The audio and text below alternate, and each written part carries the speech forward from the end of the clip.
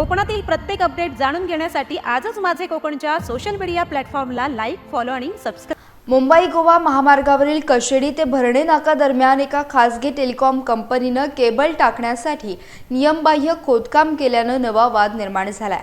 महामार्ग प्राधिकरणाच्या अटींचे उल्लंघन करत ठरवून दिलेल्या अंतरापेक्षा अत्यंत जवळ खोदकाम करण्यात आले आहे। यामुळे महामार्गाची साईड पट्टी कमकुवत झाली असून अपघाताचा धोका वाढला। महामार्गाचे उपअभियंता पंकज गोसावी यांनी ही चूक मान्य करत काम थांबवण्याचे आदेश दिले, परंतु या बेजबाबदार कामामुळे महामार्गाचे मोठे प्रमाणात नुकसान झाले।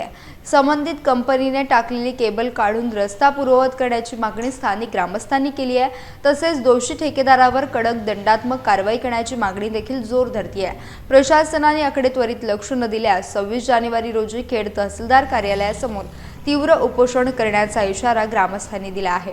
या प्रकरणामुळे महामार्ग बांधकाम विभागाच्या कारभारावर आता प्रश्नचिन्ह उपस्थित केले जात असून नागरिकांमध्ये तीव्र संताप व्यक्त होत आहे।